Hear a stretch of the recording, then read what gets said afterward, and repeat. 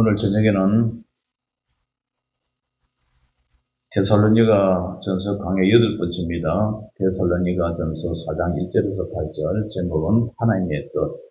오늘 2025년도 10월 1일 10월달에 첫날을 맞이했는데요.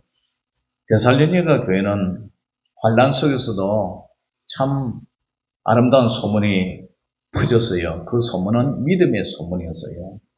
소문이 잘 나야 되죠, 그죠? 근데 소문은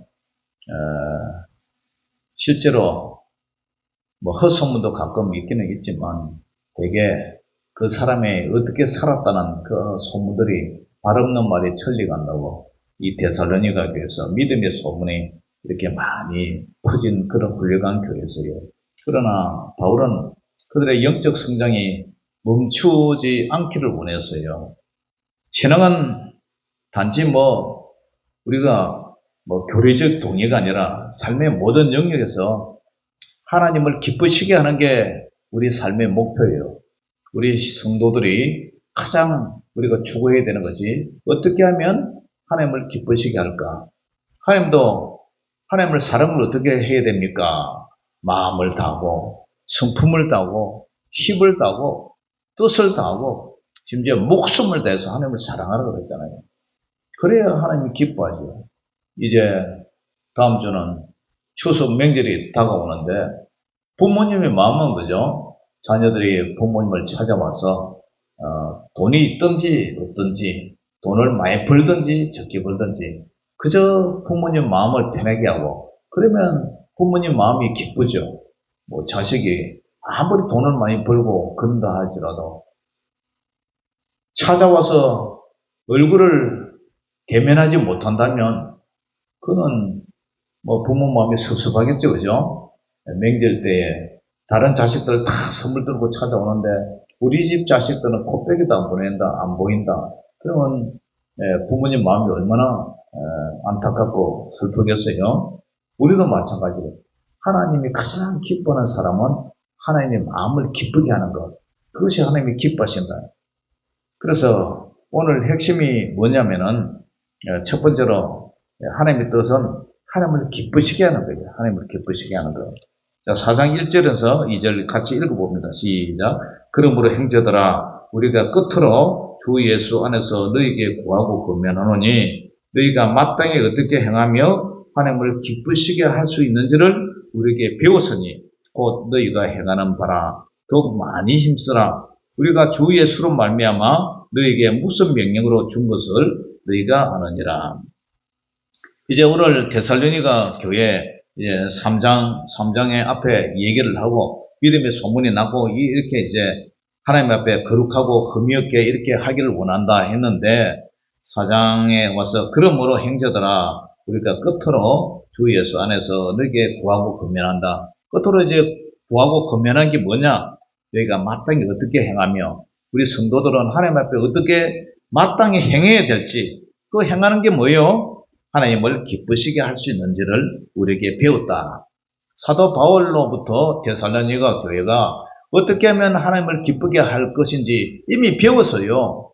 여러분들도 마찬가지예요. 우리가 신앙생활을 믿음 생활을 잘하고 못하고는 우리가 어떻게 하면 하나님을 기쁘게 하는가 하나님을 근심되게 하는가 그 차이죠.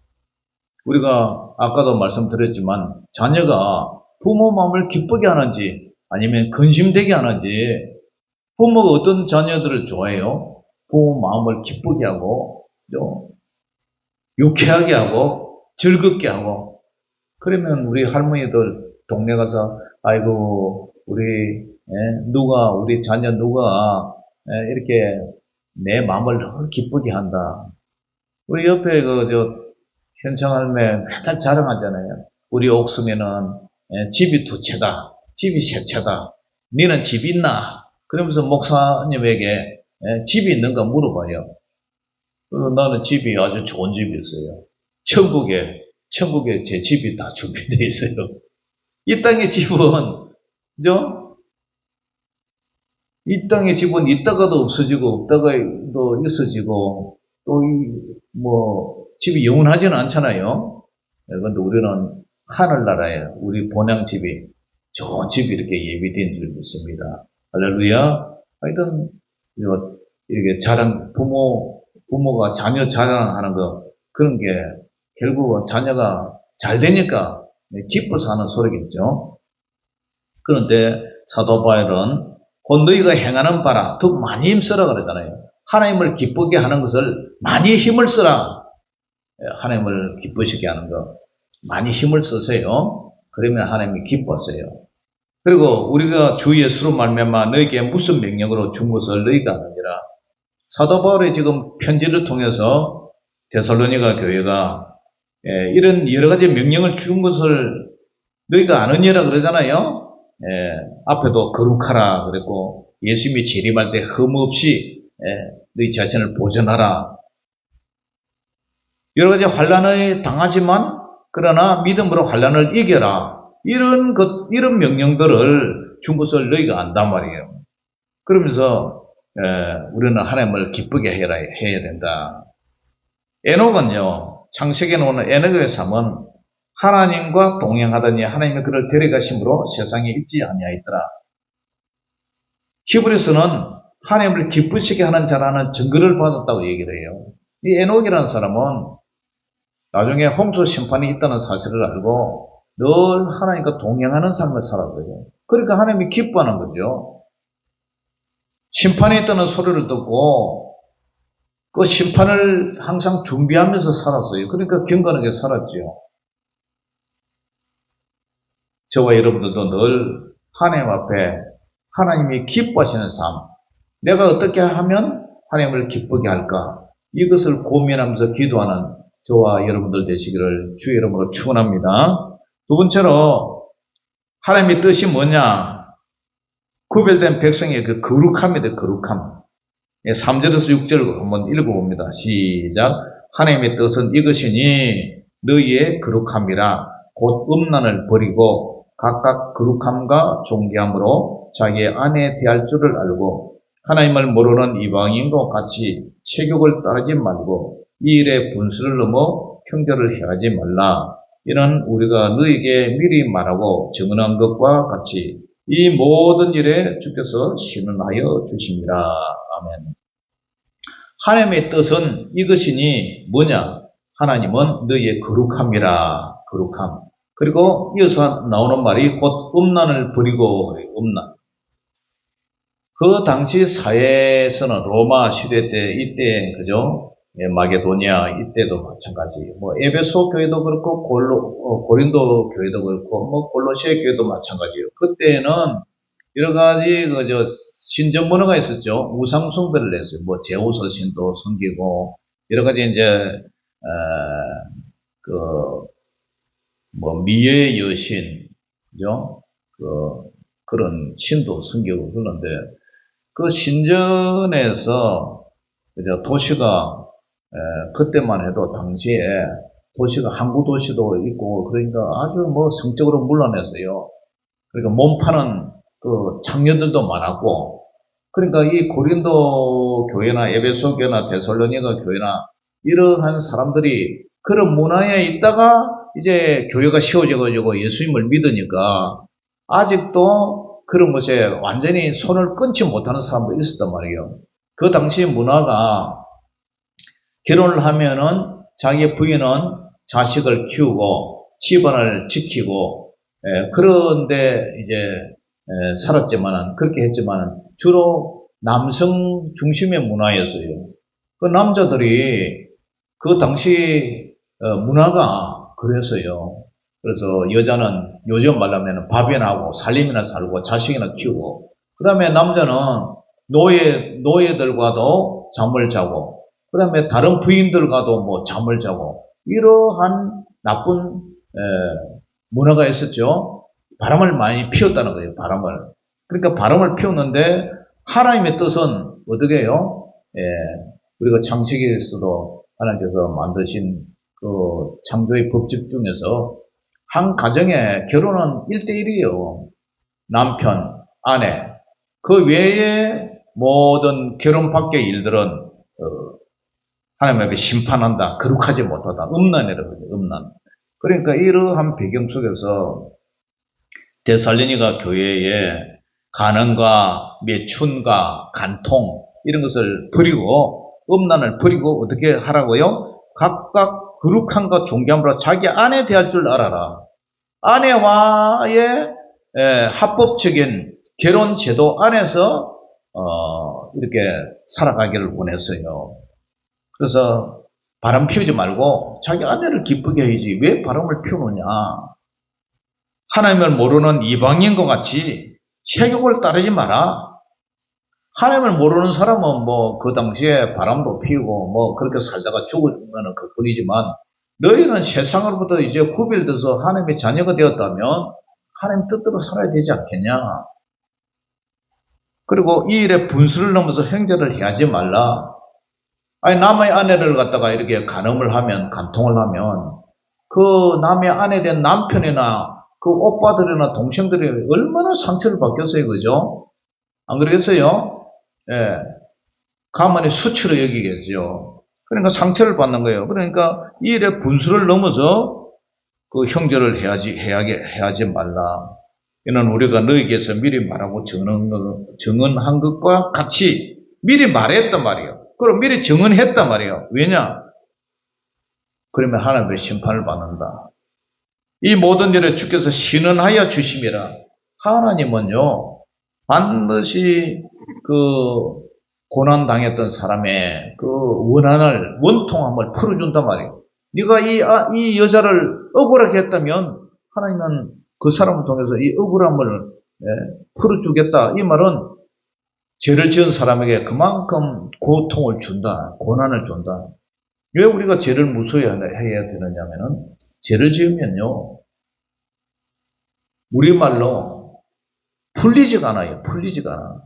먹고 사는 문제도 풀리지 않고 자녀들도 풀리지 않고 또 죄를 지으면은 그 영혼이 하나님이 기뻐하지 않는다. 하나님과의 관계가 죄의 담이 막혀서 하나님과 교제가 잘 이루어지지 않는다. 여러분 전화하는데 핸드폰 통화를 하는데 전화가 안 된다. 내가 전화를 하는데 자녀에게 전화를 하는데 전화가 안 된다 생각해봐요. 얼마나 답답한 일이에요.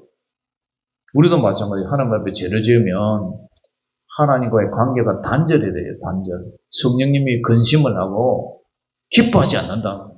복을 못 받는단 말이에요. 그러니까 이러한 일에 모든 일에 주께서 신원하여 준다. 피해를 당한 사람의 억울함을 풀어준다는 거예요. 그러면 죄를 지은 사람은 어떻게 해요? 복을 못 받는 거죠. 복을 못 받아. 그렇기 때문에 우리는 어떻게 해야 돼요? 하나님의 백성들은 거룩하게 세상과 구별되게 살아야 된대요. 창세기 39장에 보면 요셉 얘기 잘 나오잖아요. 보디발의 아내 요셉. 그 아내가 집요하게 은밀하게 그렇게 유혹을 했는데 요셉이 뭐라 그랬어요? 내가 어찌 이 큰 악을 행하여 하나님께 죄를 지으리까? 그리고 그 자리를 피해버렸어요. 하나님 앞에 자신이 어떻게 살아야 될 것인가? 하나님을 기쁘게 해야 되는데 거기서 타협하지 않았어요. 이게 거룩함이에요. 거룩함.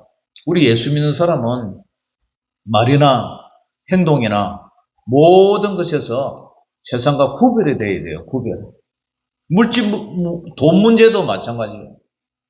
세상 사람들은 내가 벌어가지고 내 혼자 먹고 내 혼자 잘 사는 게지만 우리 예수 믿는 사람은 돈을 벌어도 그 돈이 내 거 아니에요. 누구 거요? 하나님 거요.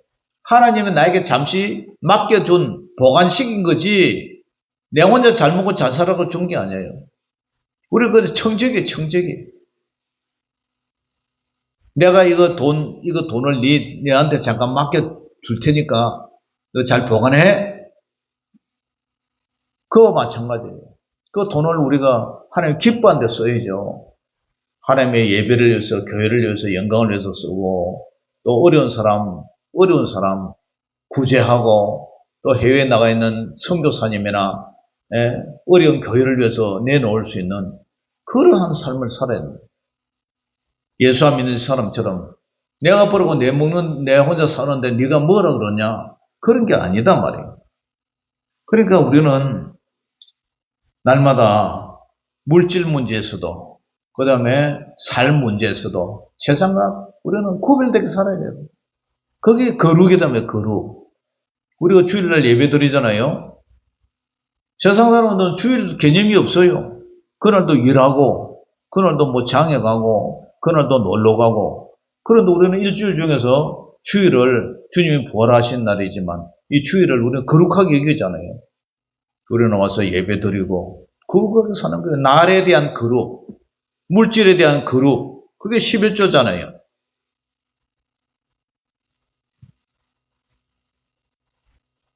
그 다음에 세 번째가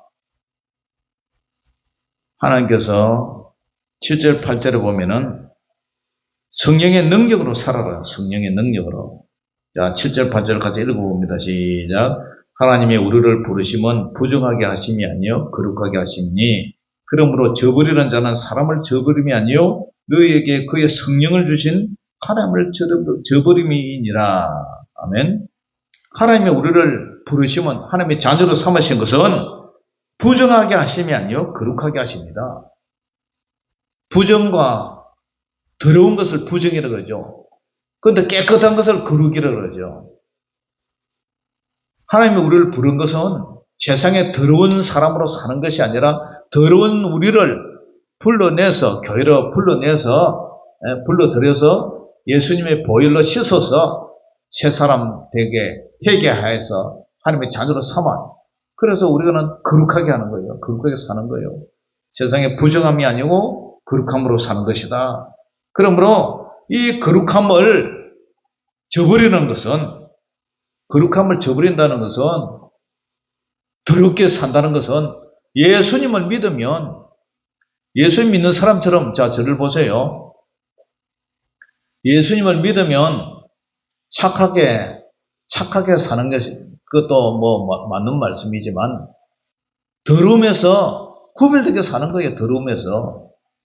그런데 더러움에서 정결하게 살아야 되는데 그것이 거룩함인데, 만약에 교회를 다니고 예수님을 믿는다 하면서도 거룩하게 살지 못하는 것, 저버리는 것, 그것은 성령을 주신 하나님을 저버리는 것이다.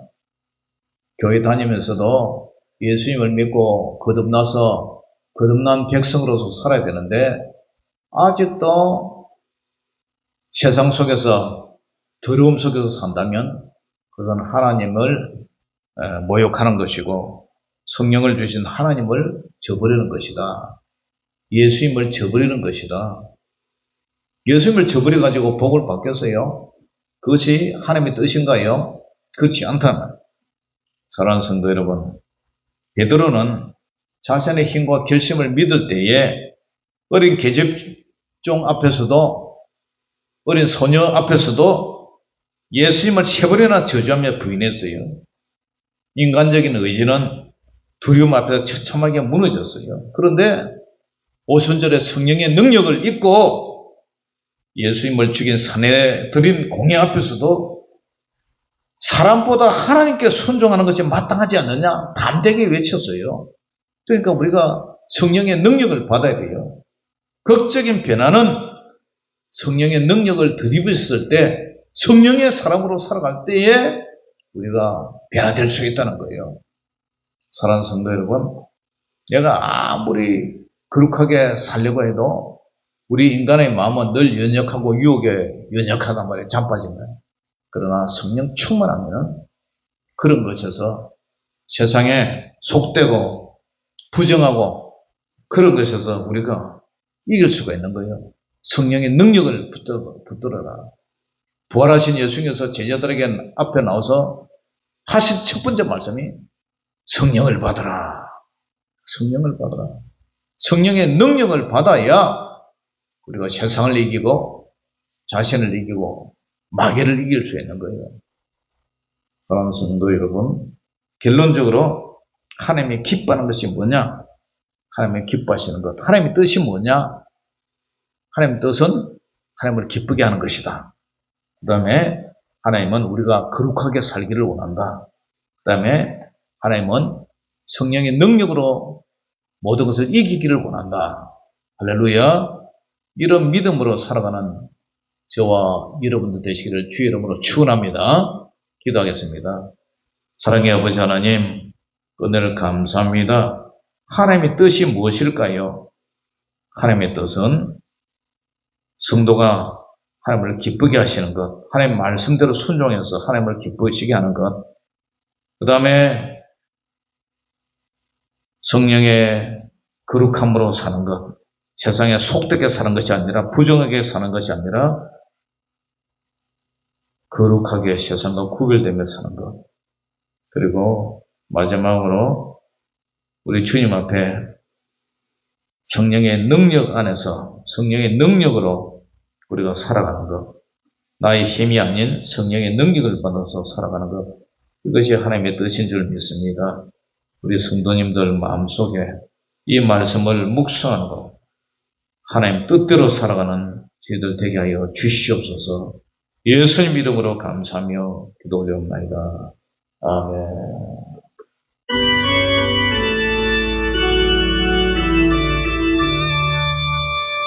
주님의 뜻을 이루소서. 고요한 중에 기다리니 지락과 같은 날 빚어서 주님의 형상 만드소서. 주님의 뜻을 이루소서. 주님 발 앞에 엎드리니 나의 맘속을 살피시서 눈보다 희게 하옵소서. 주님의 뜻을 이루소서. 병들어 몸이 피곤할 때 권능의 손을 내게 펴서 강건케 하여 주옵소서. 주님의 뜻을 이루소서. 온전히 나를 주장하사 주님과 함께 동행함을 만민이 알게 하옵소서. 아멘.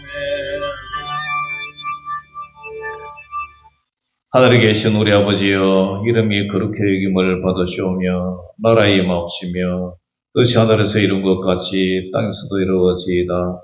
오늘날 우리에게 일용할 양식을 주옵시고 우리가 우리에게 죄지은 자를 사하여 준 것 같이 우리 죄를 사하여 주옵시고 우리를 시험에 들게 하지 마옵시고 다만 악에서 구하옵소서. 대개 나라와 근세와 영광의 아버지께 영원히 있사옵나이다. 아멘.